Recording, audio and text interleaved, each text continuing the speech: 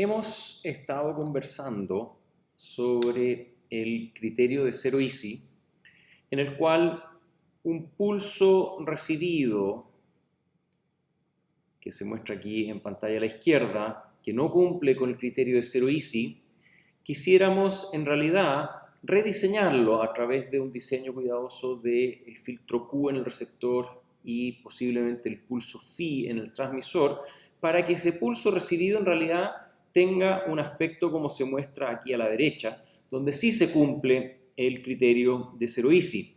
Noten de que este pulso a la derecha sigue siendo un pulso dispersado en el tiempo debido a todo el efecto de cadena de transmisión, canal y recepción, pero cumple con el criterio de Zero Easy porque en los instantes de muestreo siempre vale 0, excepto en el instante de interés, en el cual vale 1. Ahora,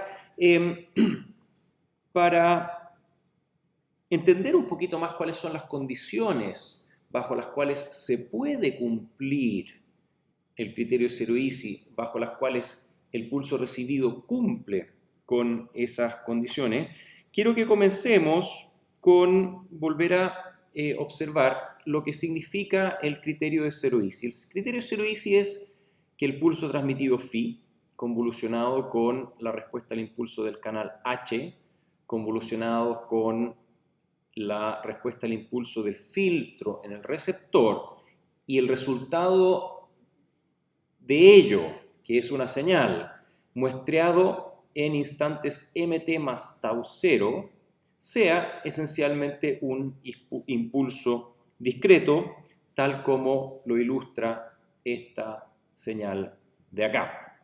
Ahora, para ello, vayamos a ver exactamente a nuestro modelo de señal, en el cual habíamos establecido que esta señal Y, que es la que se muestrea a la salida del filtro Q en el receptor, es una señal que finalmente contiene internamente a este pulso recibido, a esta convolución de Phi con H con Q. Esta señal, que luego es muestreada, es la que tiene que cumplir con el criterio de Zero Easy. Entonces, lo primero es que tenemos que analizar X en los instantes de muestreo utilizando este modelo de señal. Lo segundo, a lo cual quisiera aludir como insumo para esta cápsula, es a nuestra introducción de este caso 3, donde arbitrariamente escogimos un pulso rectangular en el transmisor, escogimos el filtro adaptado correspondiente en el receptor y lo expusimos a un canal que tiene tanto una limitación de ancho de banda como una pasabanda selectiva en frecuencia, que produce entonces este pulso con un espectro de magnitud, con un espectro de frecuencia fuertemente distorsionado, lo cual se manifiesta en el dominio del tiempo como este pulso que hemos usado como ejemplo de un caso en el cual no se cumple con el criterio de Zero Easy. Entonces, vayamos con estas ideas y elaboremos un tema que se llama el espectro plegado de una señal, ¿sí? Y la relación que tiene con transmisiones digitales y en particular con interferencia intersimbólica va a resultar evidente en poco. Entonces, analicemos el criterio de Zero Easy en base al caso 3.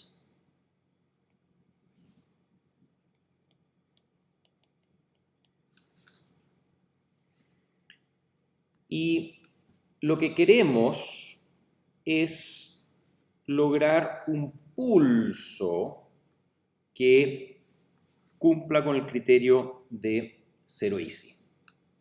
Ahora, partamos de la base que estamos frente a esta situación de acá. Tenemos un canal y tenemos un pulso recibido fuertemente distorsionado, y simplemente para tener esto presente e ilustrarlo, estoy copiando la parte izquierda de esta figura y la estoy llevando a esta lámina que hemos iniciado. Entonces, si se usa un filtro Q de T arbitrario, y en este caso arbitrariamente hemos escogido el filtro Q adaptado al pulso transmitido, ejemplo, filtro adaptado a phi de T. Entonces, el pulso recibido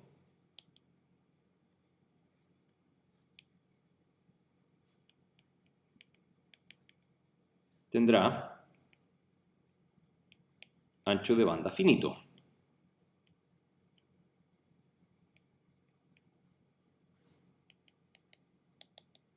Y posiblemente también una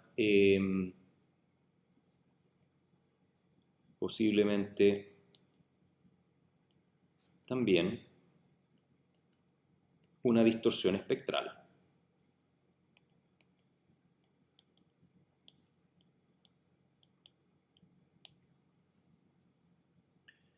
En la banda de interés, por supuesto.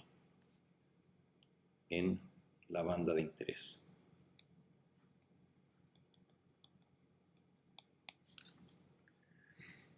Ahora, habíamos mencionado que el pulso recibido bajo el criterio de Zero Easy, este pulso recibido X, bajo el criterio de Zero Easy es muestreado en instantes m por t mayúscula con algún retardo constante tau sub 0. Entonces, analicemos qué ocurre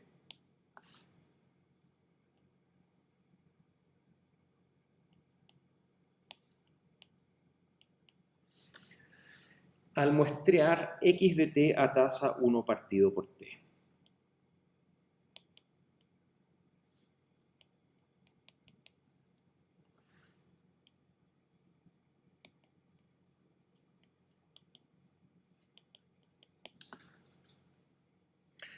Bueno, por un lado, sabemos que muestreo de una señal en el dominio del tiempo genera réplicas periódicas en el dominio de la frecuencia.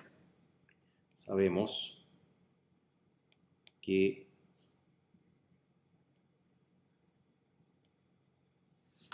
el muestreo genera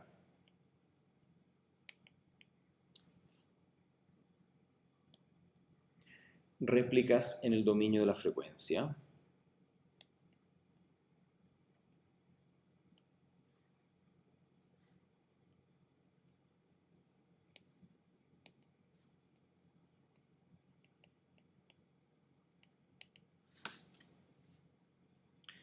Esas réplicas son cada 1 partido por t Hz. Y el resultado generando un espectro continuo en frecuencia, pero periódico.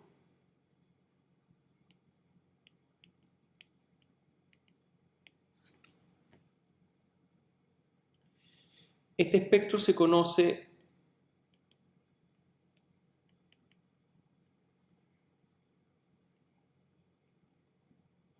como el espectro plegado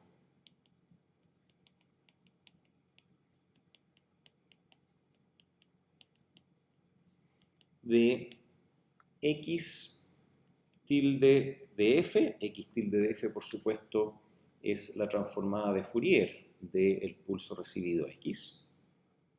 Y el espectro plegado lo vamos a definir como x sub p tilde de f.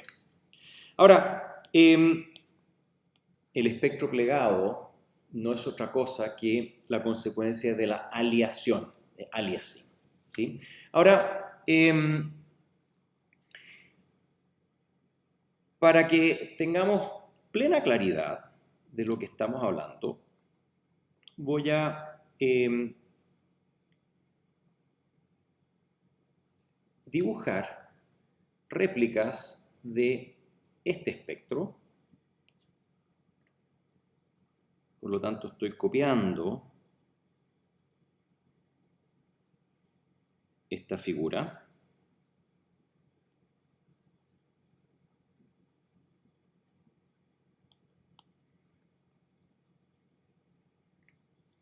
Y la voy a pegar acá. Pero la voy a pegar considerando una extensión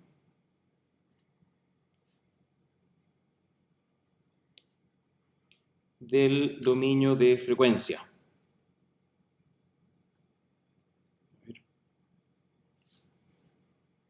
Vale decir, voy a eliminar este eje y voy a dibujar un nuevo eje. Perfecto. Y ahora vamos a asumir de que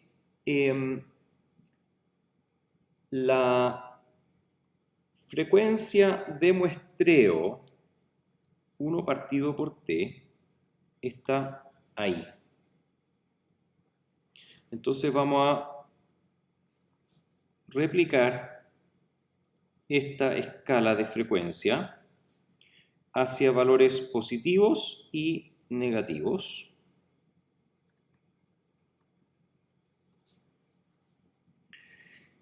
Vamos a llamar esto 1 partido por t, 2 partido por t, 3 partido por t, 4 partido por t, 5 partido por t, y esto es frecuencia.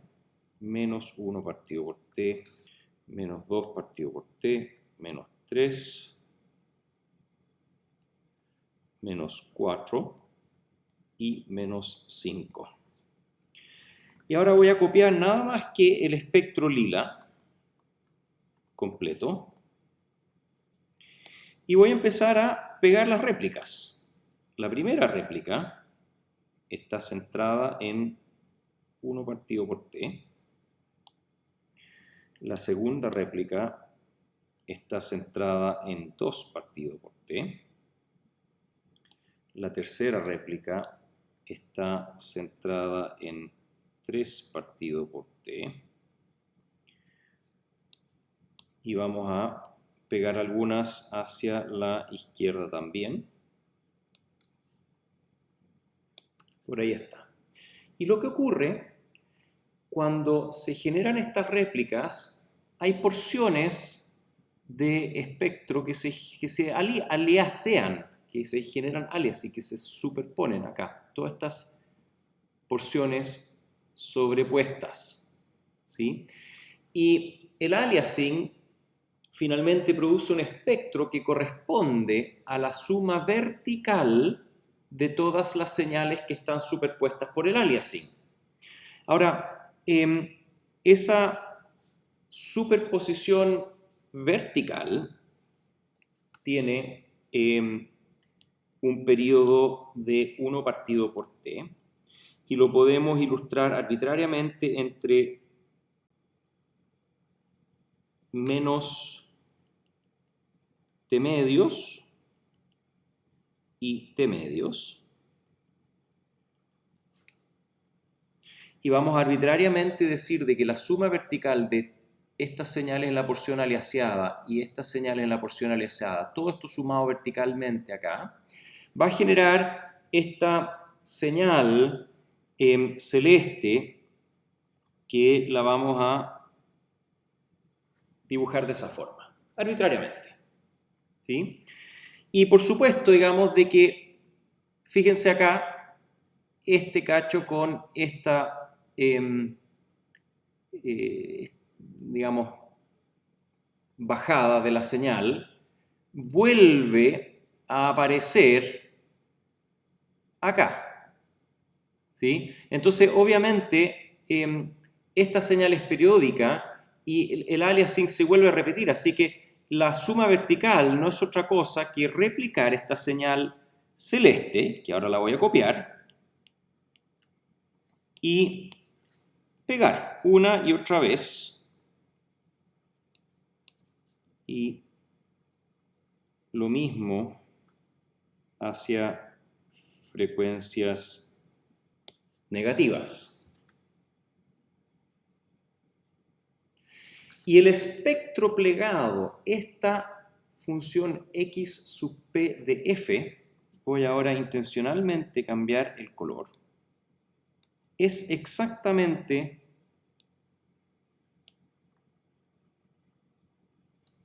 esta porción de espectro que tenemos allá, entre menos 1 partido por 2t y más 1 partido por 2t, o cualquier otra fase del periodo, puede ser de 0 a 1 partido por t, también puede ser.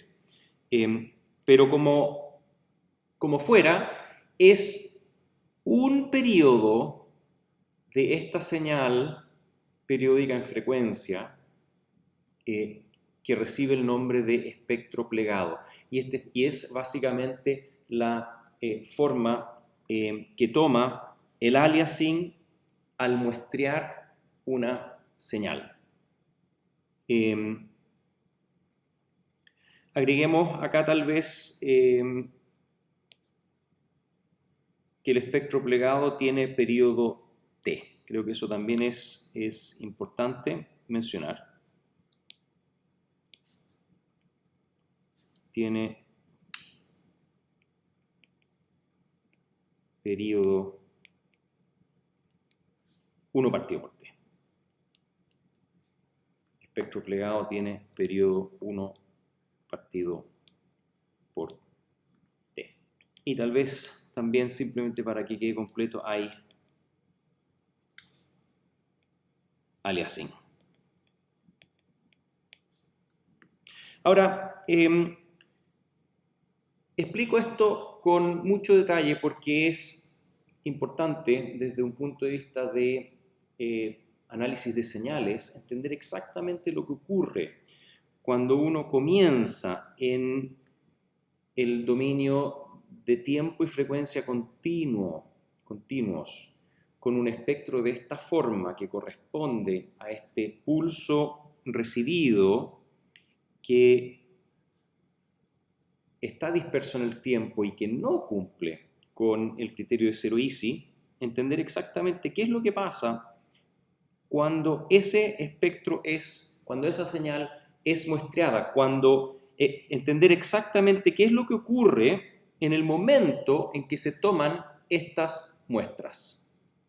En el momento en que se toman esas muestras, que son esencialmente, es el muestreo de este pulso acá, en ese momento surge este espectro plegado. Y este espectro plegado tiene una característica que ya vamos a entender cuál es, que es directamente, revela directamente el hecho de que ese pulso recibido no cumple con el criterio de zero easy. Entonces, entender cómo se forma el espectro plegado, cuál es su origen, es la clave para entender también cuál es el tipo de espectros de origen, cuál es el tipo de espectros de este tipo, o bien señales pulso recibido en el dominio del tiempo, que conducen a un espectro acá plegado que cumple con el criterio de Zero Easy. Y eso es lo que vamos a estar construyendo en las cápsulas que vienen.